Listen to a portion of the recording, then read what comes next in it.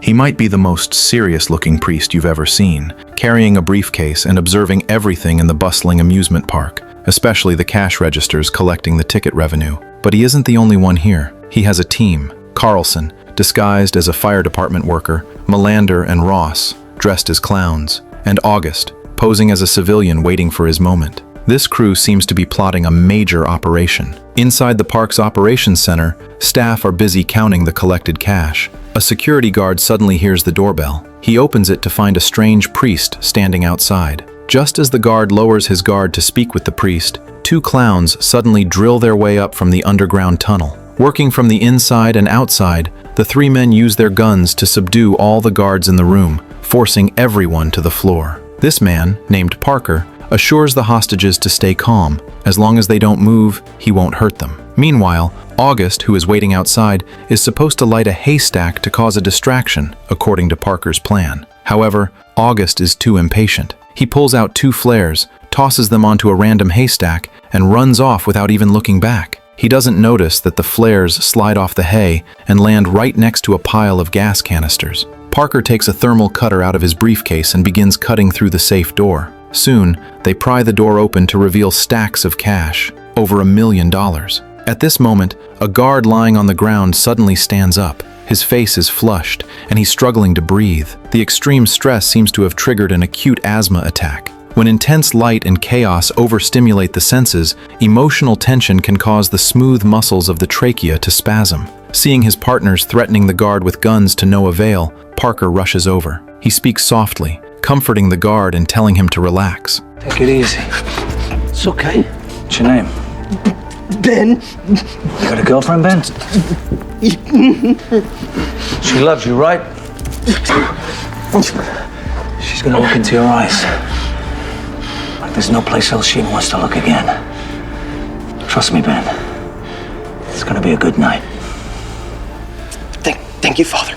Parker's reassurance works. The guard's emotions stabilize, and he obediently lies back down. This reveals Parker's style. He never actively harms innocent people. When controlling a situation, his priority is to avoid escalating the conflict. Under Parker's calm command, the team begins prying open the second safe. Actually, this is Parker's first time working with this specific crew. His memory drifts back to a week ago when he attended a party at his girlfriend Claire's house. Claire's father, Hurley, is an old veteran in the criminal underworld. At the party, he introduced Parker to this team, hoping the legendary Parker would lead this job. Since Hurley recommended them, Parker didn't refuse. Suddenly, an explosion roars from outside. It turns out August's fire triggered a massive blast, causing total chaos. The crew quickly grabs the money bags and exits the building. Carlson, driving the fire truck, is already waiting outside. Parker quickly sheds his priest disguise, changes into regular clothes, and blends into the panicked crowd. He looks at the raging fire on the stage. This is completely different from his plan. The fire is clearly going to cause significant casualties. Parker arrives at the rendezvous point. August brags about his handiwork, only to be greeted by a heavy punch from Parker. This guy nearly got the whole team killed. The fire truck drives to an abandoned warehouse, where they transfer to an ordinary van. Thanks to Parker's meticulous planning, the robbery is completed with a few close calls, but ultimately succeeds. Melander, the team's leader, praises Parker highly, but then suddenly changes his tune. I've decided to bring in on something else. Something big. Look, 200 grand each isn't gonna make any of us rich. But if we all kick in our share of seed money towards the next little piece of business down the line, we all end up with 2 million. Melander wants to take the $1 million they just stole and instead of splitting it, use it all as an investment for their next, even bigger job. But Parker has already seen enough flaws in this team during this one operation. He doesn't want to work with them again, so he flatly refuses Melander's invitation. He just wants his $200,000 cut. Melander didn't expect Parker to be so unmoved by his persuasion, so he signals Carlson with a glance. This group has already decided to resort to murder. Melander gives Parker one last warning. If he doesn't join, it won't end well for him. But Parker is stubborn. Once he makes a decision, he never goes back on it. Seeing that talking is useless, Melander closes the van door.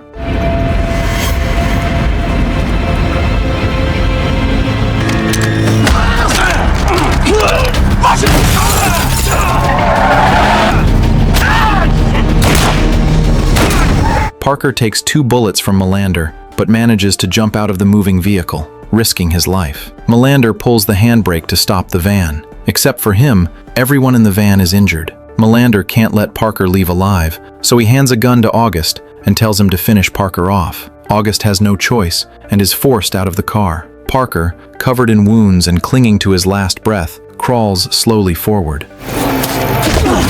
You gotta bend sometimes, Parker. You're so stupid. Do it! Come on! August shoots Parker in the body and kicks him into the roadside river. Seeing Parker taken care of, the group quickly flees the scene. But is Parker really dead? A farm truck passes by, and the people inside spot Parker lying in the water. The Kind family quickly stops to save him. Parker, hanging on by a thread, is rushed to the hospital and snatched back from the jaws of death. However, a hospital is the last place a man like him wants to be, as gunshot wounds easily attract police attention. On the TV in his ward, a report about the amusement park robbery is playing. Parker knows he can't stay. He struggles to the window and sees several police cars pulling up to the entrance. He knows they are coming for him. Just then, a nurse's voice is heard in the room. Parker hurriedly gets back into bed and lies down. A male nurse walks in to take the elderly man in the next bed for chemotherapy. Taking the nurse by surprise, Parker chokes him out, rendering him unconscious in 30 seconds. The old man thinks Parker murdered him, but Parker never kills ordinary people. He changes into the nurse's scrubs and wheels the old man out of the room. By now, the police have reached the same floor. Parker remains calm, steadily pushing the wheelchair right past the officers. He takes the old man to the hospital entrance, says goodbye. Feel better. You too.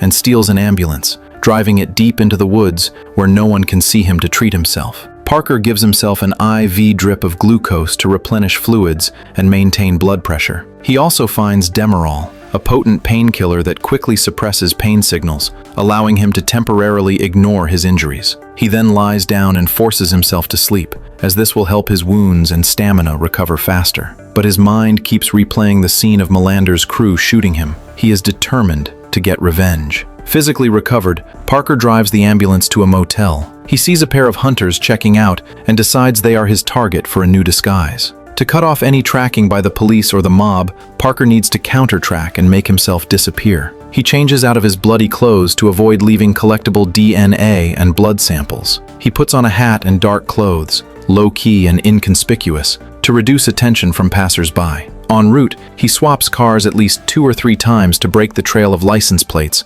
car models, and registration info that cameras might catch. He does all this to hide in the shadows so he can calmly design his revenge plan. Revenge requires a lot of money, so his first task is to find funds. He targets a bank branch's armored truck. After carefully observing the situation, he makes his move. Using a small Ruger LCP pistol found in the ambulance, he aims at the guard. Knowing the guard is wearing a vest, he shoots him directly in the thigh. This shows Parker is an experienced master criminal. Every step is calculated. He holds the injured guard hostage to get to the branch door. There is another guard inside. Parker easily tricks them into opening the door using the hostage, then points his gun at the second guard's face. Now, both guards' bulletproof vests are useless. Parker secures both men and takes all the cash in the branch. Upon leaving, he steals a woman's car while she isn't looking. Now that Parker has money, he can proceed with the next step of his revenge. He finds a small printing shop. It looks ordinary, but it actually specializes in the forgery business. Here, Parker forges a birth certificate, name, driver's license, and even a social security number. He needs a completely new identity. After doing all this, Parker finally calls Hurley to tell him the amusement park job went south. He did the work, but didn't get paid and was nearly killed. But he's not calling to settle a score with Hurley. He wants to know the crew's location. Hurley, knowing he messed up the introduction, has no choice but to give Parker the location of a bar owned by Bobby, August's brother. Parker secretly swaps cars again while on the phone. He finds the bar, takes down the bouncer at the stairs, and appears directly in front of Bobby. These guys are no match for Parker. Bobby is pinned to the floor with a chair. Florida! We're in Florida. Palm Beach! Palm Beach, for Christ's sake! Bobby! Parker gets the answer he wants and quickly dashes downstairs. The bouncers are still looking for him in the crowd, but Parker has already strolled out of the bar. As soon as he leaves, he calls Hurley and tells him to take his family and go on vacation somewhere secluded. He knows the commotion at the bar will definitely alert Melander's men. Sure enough, Melander's team, currently plotting their next heist in West Palm Beach, Florida, gets the news. August receives a phone call and, hearing the content, flies into a rage, smashing the wall. The others don't know what happened to him. What the hell was that? What? He's alive. Who? Parker, he knows we're here. He ambushed my brother, he tried to kill him. Melander pins August against the wall, furious enough to want to shoot him on the spot. If they didn't need at least 4 people for this job, August would be dead already. Melander tells August to find someone to take out Parker fast, or he will face the consequences. Left with no choice, August calls his family's mob connections for a hit. The next day, Claire receives a notice from her father to immediately go hide at a secret pier because her boyfriend is in big trouble. Although coming from a crime family makes her used to this, she is still worried about Parker's safety. After her father leaves, she locks the door and starts packing. What she doesn't know is that the assassin sent by the enemy is already outside her house. The killer expertly picks the lock and starts searching downstairs. Claire, upstairs, is unaware. Suddenly, the killer makes a noise opening an old cabinet door. Claire hears it, realizes someone is in the house, grabs a small knife, and retreats to the window. The killer downstairs realizes he's been exposed and rushes to the second floor with his gun,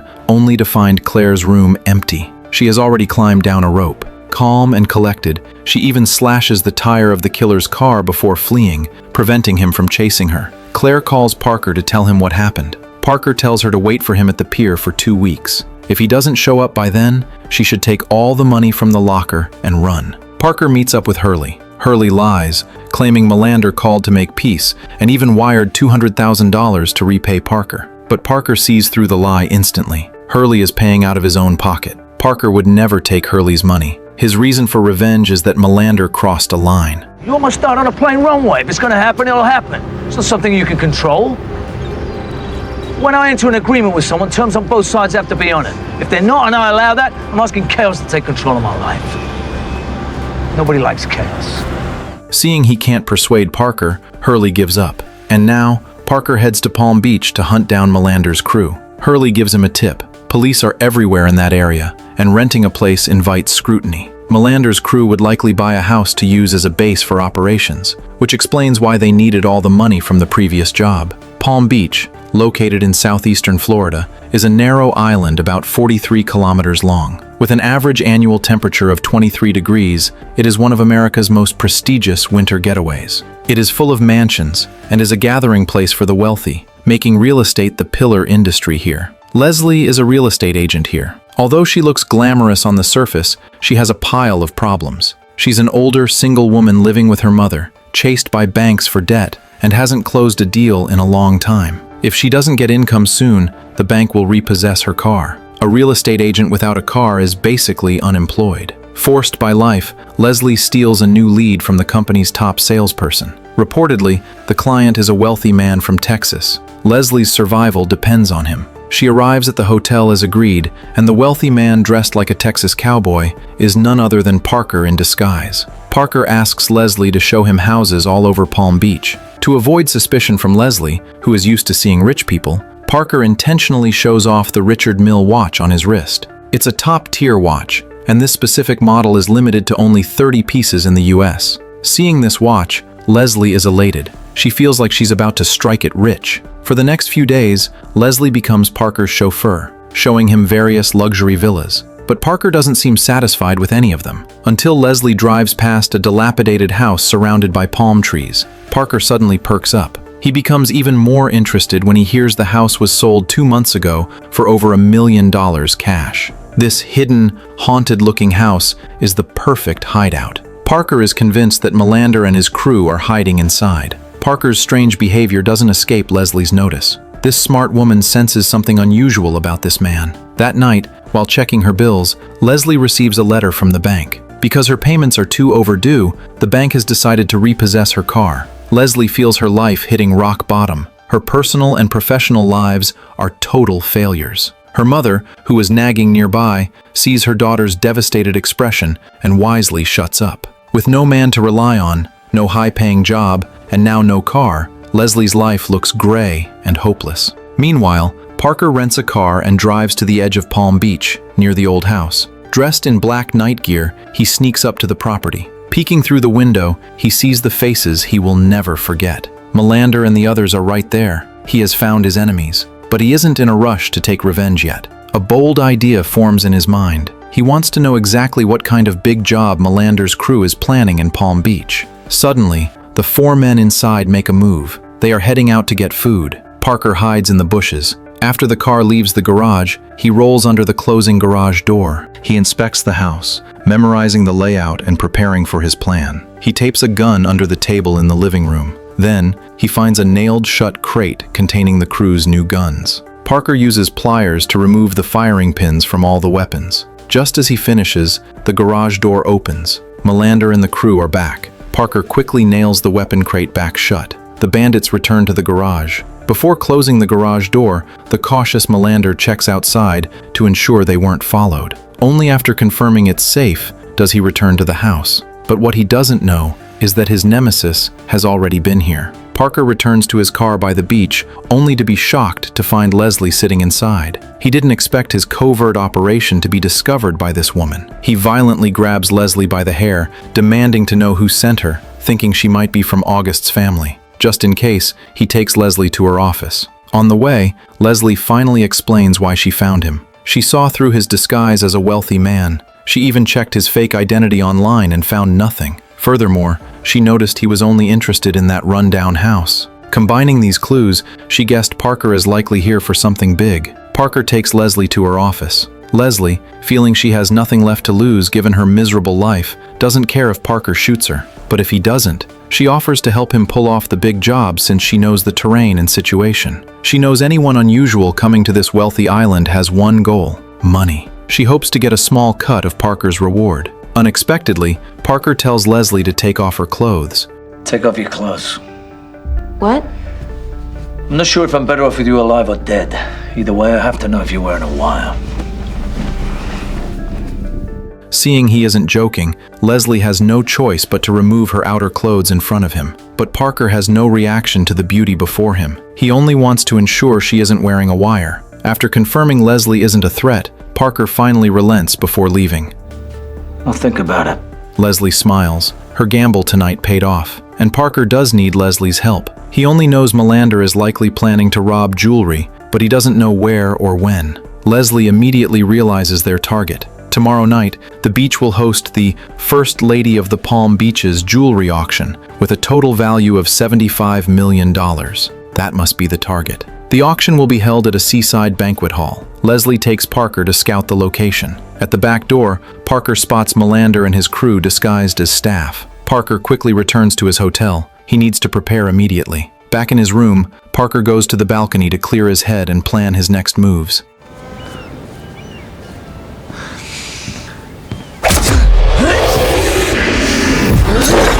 Suddenly, a sharp knife stabs into his shoulder. The hitman has found him. Parker engages in a fierce fight with the assassin. The killer is skilled, and they fight from the living room to the bathroom. Parker is overpowered and nearly suffocated when the killer wraps his head in plastic. Fortunately, he stomps on the killer's foot to get a breath. Both men are covered in blood. As the killer approaches to finish him, Parker uses a toilet tank lid to smash the killer onto the floor. Bloodied, Parker walks to the balcony for air. Seeing a dagger on the ground, he bends to pick it up.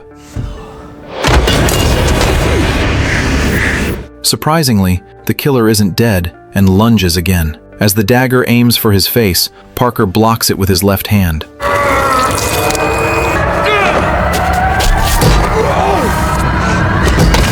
The killer hugs Parker's leg, attempting to drag him into the abyss, but Parker kicks him down. He climbs back onto the balcony with great difficulty, badly injured again. At dawn, Leslie is woken by a dog barking downstairs. She goes to the balcony and finds a blood-soaked Parker. She is terrified and doesn't know what to do. Parker takes out a small slip of paper and hands it to Leslie, telling her to go out, find a payphone, and call the number on it. Leslie hurries out to follow his instructions. When she returns after work, she finds a beautiful woman stitching Parker's wounds. It's Parker's girlfriend, Claire. Since Parker can't go to a hospital and has a big job tonight, he had to call Claire. Leslie is surprised Parker is going out in this condition, but Claire is used to it. After finishing up, Claire kisses Parker and leaves. She won't stay to distract him or be a burden. She will wait at the pier. Leslie watches her leave, knowing she can't compare to Claire. Night falls, and the final operation begins. Melander and his crew take their guns from the crate and leave the house. Dressed as firefighters, they wait outside the banquet hall. Inside, the auction opening ceremony is underway. During a speech, fireworks suddenly erupt from both sides of the stage. Melander's team had planted timing devices earlier. The hall fills with smoke, and guests flee in panic. Because the fireworks trigger the fire alarm, Melander drives the fire truck right in. The security guards, suspecting nothing, let them in to fight the fire. Once the doors close, the place is theirs. The three men smash and grab, throwing all the jewelry into bags. Meanwhile, August wanders outside the exhibition hall to distract the patrol boat. He intentionally starts an argument with the boat crew, drawing the hall's security guards over as well. Taking this opportunity, the three men, having grabbed all the jewelry, dive into the sea and escape. Seeing the job is done, August stops making a scene and slips away. Soon after, the hall security sees another fire truck arrive. These are the real firefighters. When they open the doors, they find all the jewelry gone. All drawbridges connecting Palm Island are raised, and the police mobilize helicopters and patrol boats for a massive search. Anxiously waiting by the sea, Leslie sees the commotion and realizes Parker wasn't lying. She drives to the dilapidated house to see what will happen. Parker is already inside, waiting. Soon, Melander and the others return, unaware there is an intruder. They dump the jewelry bags onto the table.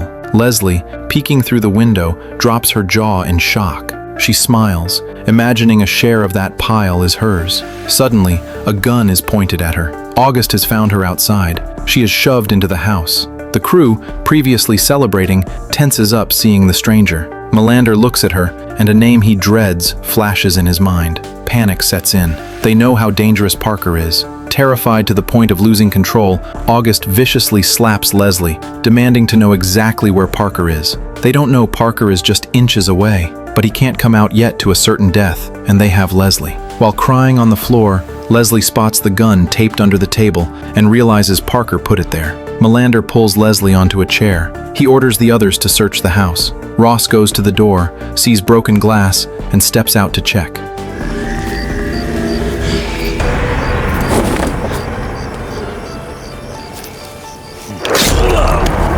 Parker takes him out cleanly with a knife. Carlson and August find nothing inside, but Ross hasn't returned. Parker is definitely here. Melander tells Carlson to watch Leslie while he goes to find Parker himself. But Carlson, seeing Leslie's beauty, gets creepy and starts groping her. While they argue, Leslie spots Parker's reflection in the glass. Her subtle reaction alerts Melander. He follows her gaze to the corridor and spots Parker hiding in the corner. You bitch!